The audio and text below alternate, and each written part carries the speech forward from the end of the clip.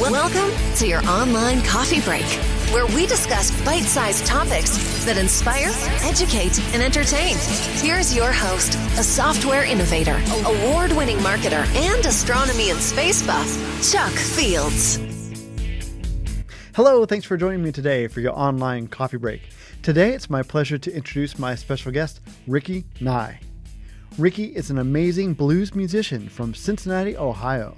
He's played all types of styles, including jazz, funk, rock and roll, and country, with instruments including piano, organ, and accordion. But he's embraced boogie woogie and blues, achieving several awards, including being inducted into the International Boogie Woogie Hall of Fame. As the world faces the challenges of the ongoing COVID-19 pandemic, Lions recognize that kindness matters now more than ever. And Lions and Leos are finding ways to continue to serve our communities. For more than 100 years, in times of need, Lions always find a way to help those around them. And after we emerge from this, we will be stronger than ever. Visit lionsclubs.org to learn more. Online coffee break. Ricky, thank you so much for joining me today. Really appreciate it. Yeah, it's my pleasure. Thank you, Chuck. I tell you, a lot of people don't know that my hometown is Cincinnati, and I have seen you perform countless times. And it's always good, it's always original, and it's just always amazing. And I want to start off by just talking about the blues in general, because I didn't know much about the history of blues until we sort of arranged this interview, and I was looking at the history of sort of boogie woogie. And what I understand is blues has been around for a while. Some say it was actually developed possibly during the American Civil War, like in 1861, 65 for you history buffs. But then boogie woogie sort of developed out of that in the 1920s from what I heard. And I was just wondering, just tell us a little bit more, what is boogie woogie? The form, it's typically it's based on a 12-bar blues. It's based on a 12 measure cycle. And one thing about boogie is it's not slow. It used to be called, sometimes people refer to it as a fast blues. Okay. Because it's a blues form. But one thing that's pretty specific about boogie woogie is a left-hand rhythm. Yeah, I hear that's really hard to play. Yeah, well, I don't know that it's hard, but it's Not for you. it's well, no, it's like it's a repetitive pattern. Okay. And it's kind of like the band, you know, it's the rhythm. Typically it's like an eighth note pattern, like 1 and 2 and 3 and 4 and 1 and 2, and it can swing, or it can be straight, you know, like that. And so the right hand has a lot of specific vocabulary. Wow, well, I'm definitely talking to the right person here. I just have to know, how did you get into boogie woogie? I mean, I think it's kind of unusual, and I heard that you sort of got bit by the music bug when you were just 5 years old. Tell me more about that and sort of what influenced you, and when you started playing piano. How did your music journey begin? But I got into music when I was 5. My uncle, my father's brother, taught music for a living, and he had a band. He and my uncle played electric guitar, and my father played electric bass, and I had an uncle from my mother's side played accordion. So they were a little trio, and they would play. This is back before, you know, there was DJs. You know, it was like if you had a party or a reception, you'd have a band. So my mother took me to watch them rehearse one night on a Friday night. They didn't have a job, and they're rehearsing. My mom took me to watch them, and I was just totally wrecked. I mean, that flipped the switch for me there. I was like, I want to be a musician. I knew when I was 5 that I wanted to be a musician. And I started out playing accordion and got to be where I was about 8, I guess. And I realized accordion wasn't cool. And I don't know, folks. He does play a mean accordion, because I've heard you play, and one of your fans asked me to ask you, are you still playing the accordion? Well, and I wound up selling my full-size accordion. But I have a couple little student models, you know, it's like, and they sound good. And if I need to fake accordion for a session or something, I can do it.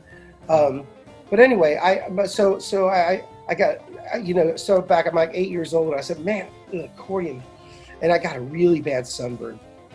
and I'm like, I can't put the accordion on it. And so, and I said, no, I don't want to play. And they knew how much I loved music. And so my folks found a piano for like $100. And I started playing piano. Now, my gosh, I mean, you're definitely very award-winning, excellent playing the keys. You've been inducted into the International Boogie Woogie Hall of Fame, the best solo act from the CAMMY Awards. I know it might feel weird of bragging yourself. I don't want you bragging, but just tell us a little bit more about the awards you've won. I think they're incredible. Well, the Boogie Woogie Hall of Fame was established by Dr. Philip Lemming, who runs the Arches Boogie Piano Stage. Mm-hmm. So he wanted to acknowledge players that were contributing to the art form and helping to keep it alive. Right. So that's why they honored me. That was several years ago, I think in 2013. Mm-hmm. And the other awards are local, through the City Beat Awards, the CEA Awards, and then the CAMMY Awards were put on by the Cincinnati Enquirer. It was the music writer Larry Nager who started that. One thing too is I know you perform a lot in Cincinnati. You've also performed internationally too. Is that correct? Yeah. Well, for 20 years I've been going to Europe and playing festivals. And about 12 years ago, a fellow pianist invited me to do some gigs with his group that was based in Paris, and then we started working together. And we've made 4 CDs together, and everything has just it largely happened because a Belgian pianist, Renaud Patzini is his name. He came to play the Arches stage and stayed in town for another week. He was on a label at the University of Arizona, and there was a local musician, Dave Hawkins, who was also on that label. And Dave and his wife lived like 2 minutes from my house. So the whole next week, me and Renaud we're hanging out. He's coming to my gigs, and then he invited me over to play with him. Nice. And about simultaneously, I started a show called the Blues and Boogie Piano Summit. I put it on at the Southgate House in Newport for 18 years. Yes. It was myself and 3 other pianists and a rhythm section. So not every pianist is an organizer, but I started organizing this, and my friend Renaud really encouraged me to do this. He says he's like, you can do it. And so anyway, so I started bringing players over, and some of these guys are organizing their own similar festivals in Europe. So they said, well, come on over. I said, well, you come play my festival. And I said, will you play my festival? So the exchange program started coming about. So it just all started to roll very naturally. I just want to ask this, there might be some aspiring musicians out there, and, they think, oh, I want to play the piano, but I'm just not that good. What sort of advice would you give them? Oh, I mean, just play for your pleasure, I mean, play because you want to play. And, and if, I think that if somebody's trying to make a career out of it, well, there's more to it than playing.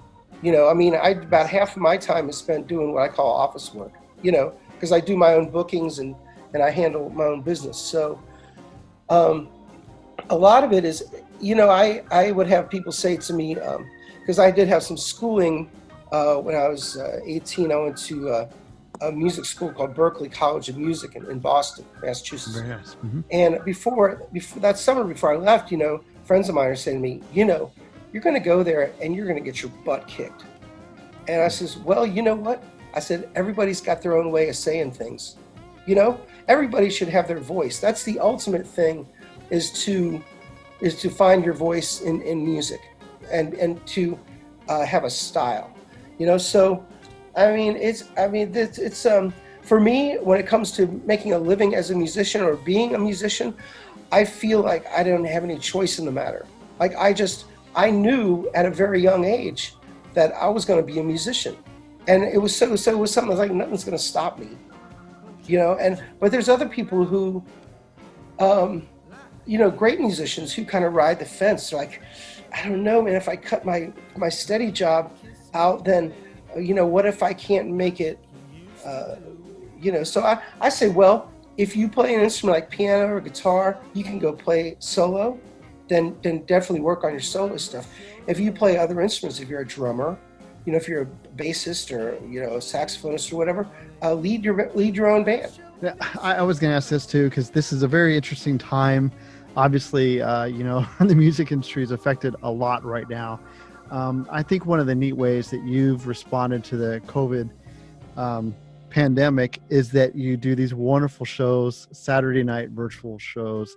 I was just going to ask you, the response for those seems like it's been tremendous.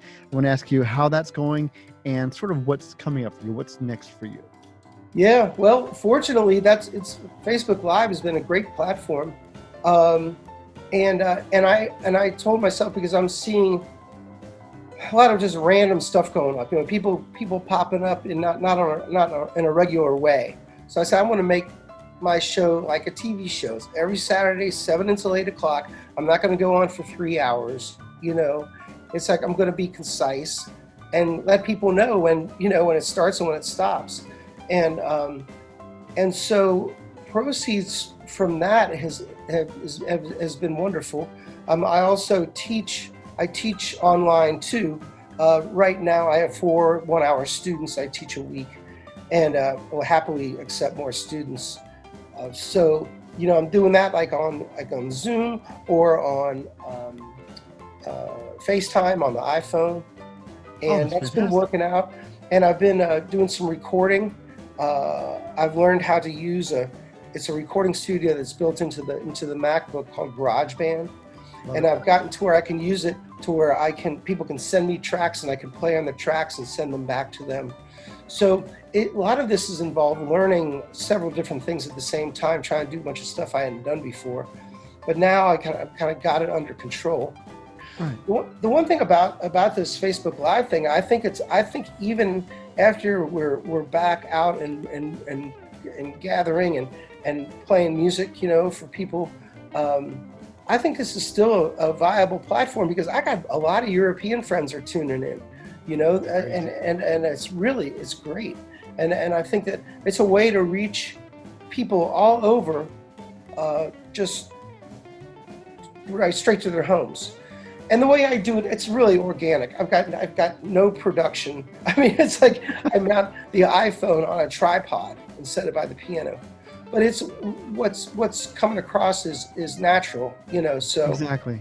So it's really genuine. I was gonna say, folks, it's right now. It's Saturday, 7 o'clock p.m. Eastern Daylight Savings Time right now. Ricky, how can people find out more about you or your music? Well, through Facebook, I'm Ricky Nye Piano, RICKYNYE Piano, and so that's all anybody has to do. To get on the programs, just go to my page, and I'll just pop up at 7 o'clock.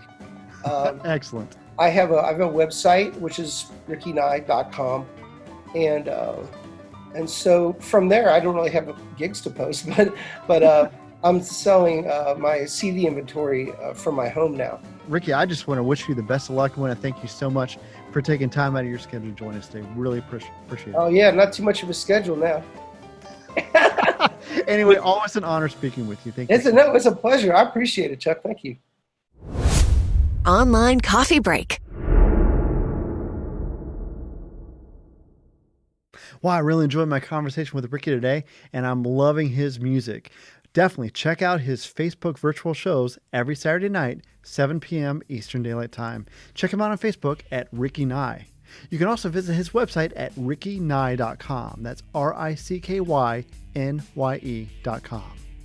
I want to thank Ricky for joining me today. I want to thank you for joining us as well. Again, we'd love it if you'd share this episode with a friend, or if you give us a like if you're watching on YouTube, or if you can rate us on your favorite podcast application. We'd really appreciate it.